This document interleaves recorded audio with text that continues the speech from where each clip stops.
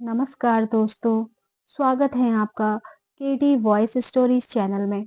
हमारी आज की कहानी है माँ का कर्ज। कभी सोचा है, जिसने तुझे चलना सिखाया, उसी के लिए तू आज 2 कदम चलने को भी तैयार नहीं है। जिसने बिना कुछ मांगे पूरी जिंदगी तुझे सौंप दी, आज तू उसी के प्यार की कीमत लगा रहा है। यह कहानी है एक ऐसी माँ की, सरलाबाई, 75 साल की उम्र, झुर्रियों में लिपटी ममता की जीवित मूर्ति। छोटे से गांव नईपुर में सादी साड़ी पहने अकेली रहती हैं। उनका बेटा विक्रम दिल्ली में बड़ी कंपनी का अफसर, करोड़ों की दौलत, चमचमाती गाड़ी, नौकर चाकर, लेकिन माँ, वो जैसे उसकी दुनिया से गायब हो चुकी हैं। पति के गुजरने के बाद सरलाबाई ने अकेले विक्रम को पाला, दूसरों के कपड़े सिलकर, खेतों में धूप बारिश में काम करके हर पैसा जोड़कर उसे पढ़ाया। कभी नहीं होने दिया कि बेटे को पिता की कमी खले। पर आज वही विक्रम माँ के लिए वक्त तक नहीं निकाल पाता। फिर आया विक्रम का जन्मदिन।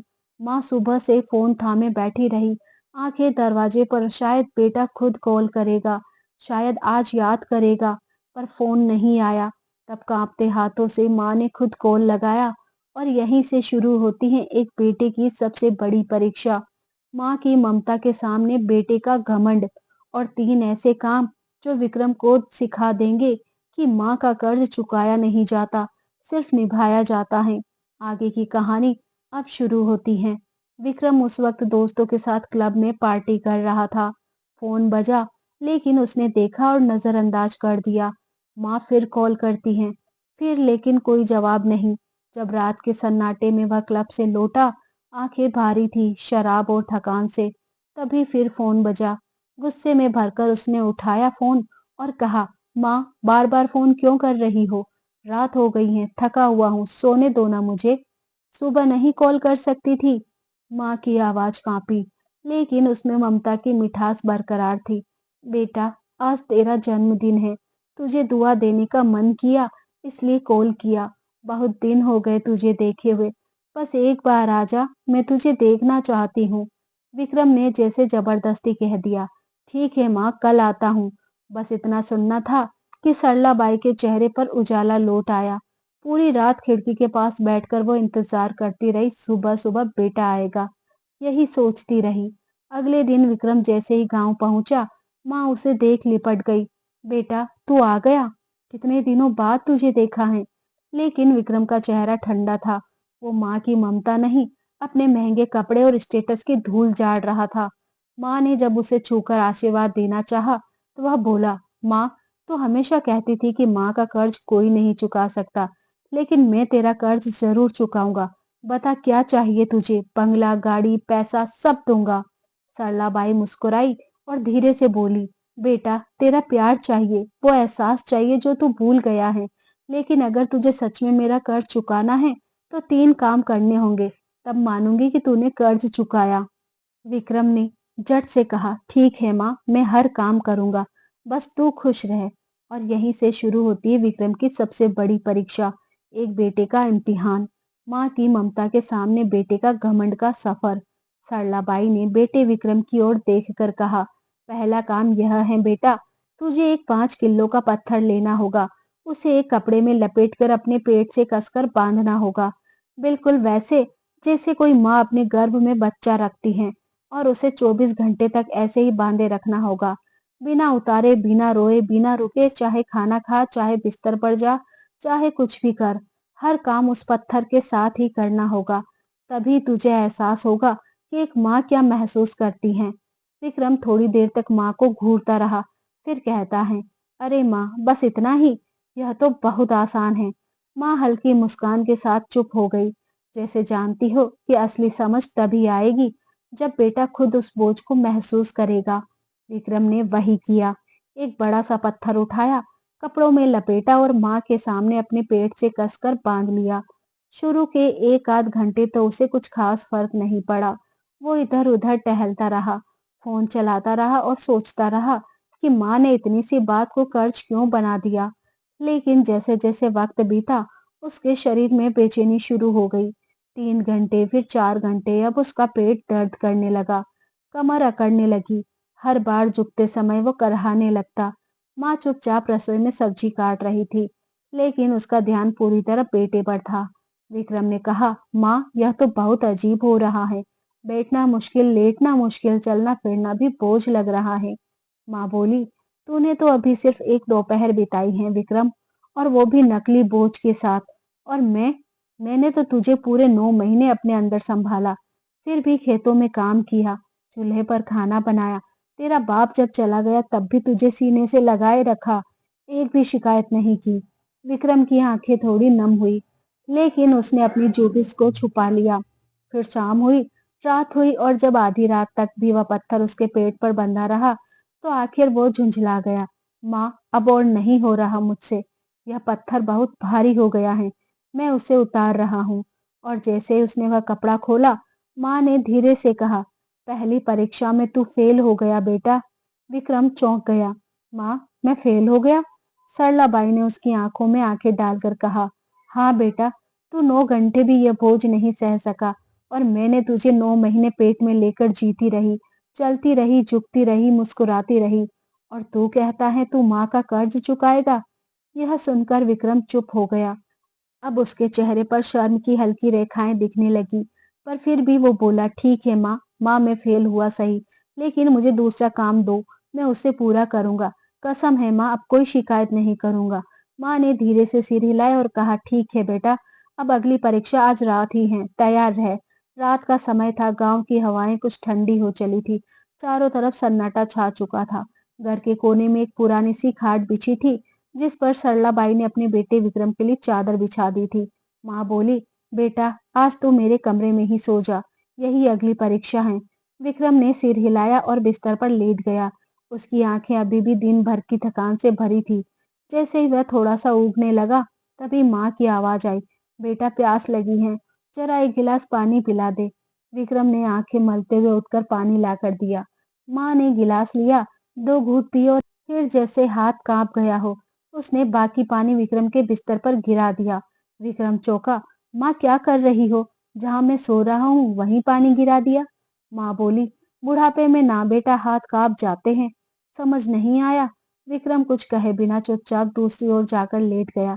थोड़ी देर बाद फिर जब वह सोने ही वाला था, माँ की आवाज दोबारा आई, बेटा, फिर से प्यास लग रही है, एक गिलास पानी और दे दे। विक्रम अब थोड़ा जल्लाहट में उठा। अभी तो दिया था, इतनी जल्दी? फिर भी वो बोला नहीं, और पानी लाकर दे दिया। माँ ने फिर वही किया, 2 घूंट पिए, और इस बार भी गिलास से बचा हुआ पानी उसी के बिस्तर पर गिरा दिया। अब विक्रम का गुस्सा फूट पड़ा। माँ, क्या हो गया है तुम्हें? पागल हो गई हो क्या? बार बार मेरा बिस्तर गीला कर रही हो। अब मैं कहाँ सोऊं?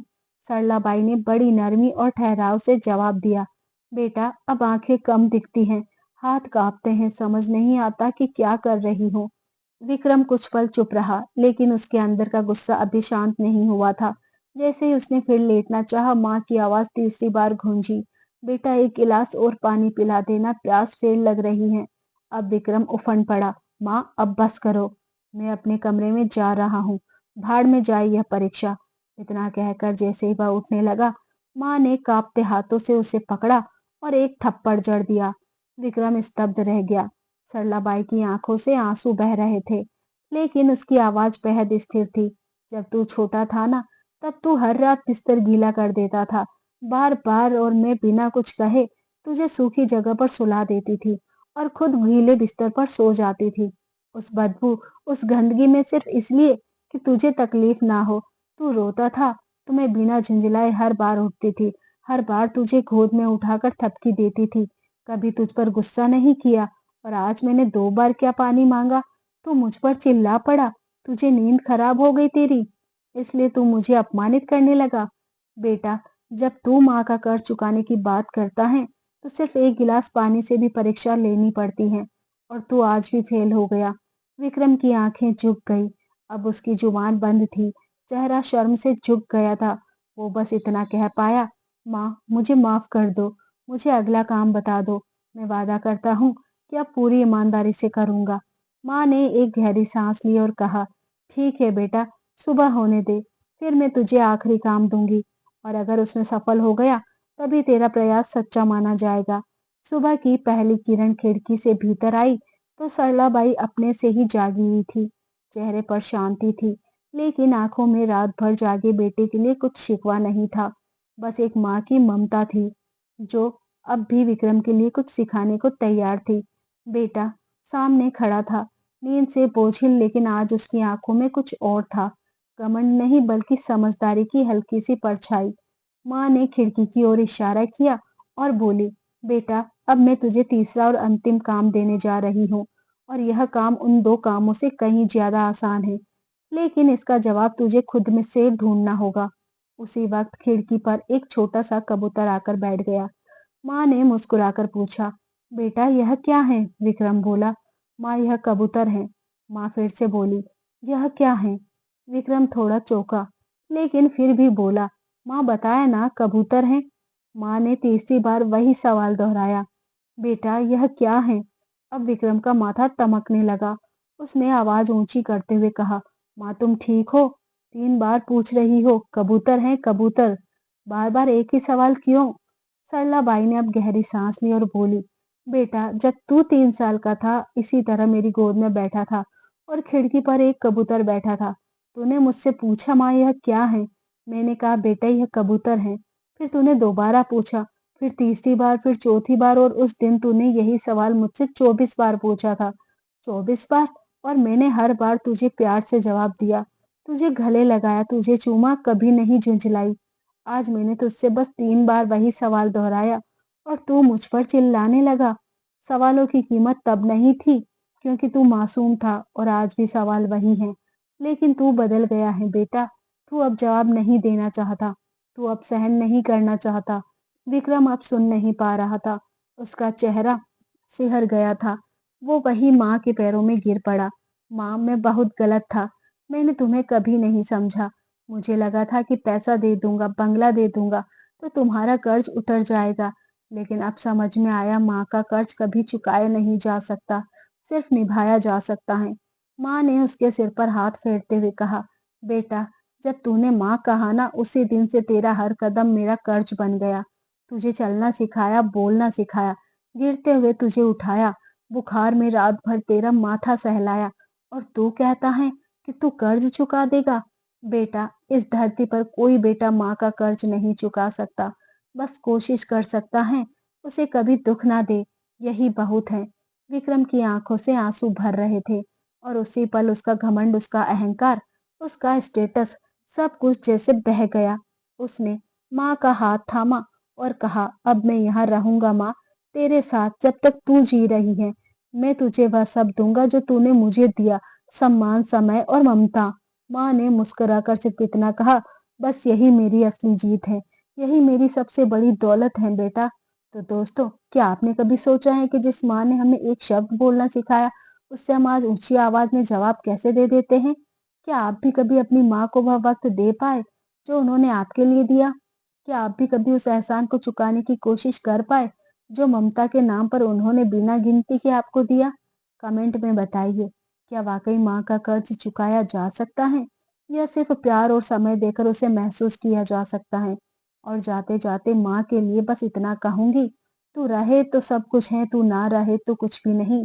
दोस्तों, अगर यह कहानी आपके दिल को छू गई हो तो इस वीडियो को लाइक करें, और ऐसी सच्ची भावनात्मक कहानियों के लिए हमारे चैनल को सब्सक्राइब जरूर करें। मिलते हैं अगली वीडियो में नई कहानी के साथ। जय हिंद, जय भारत। दोस्तों, ऐसी और कहानी के लिए बने रहिए हमारे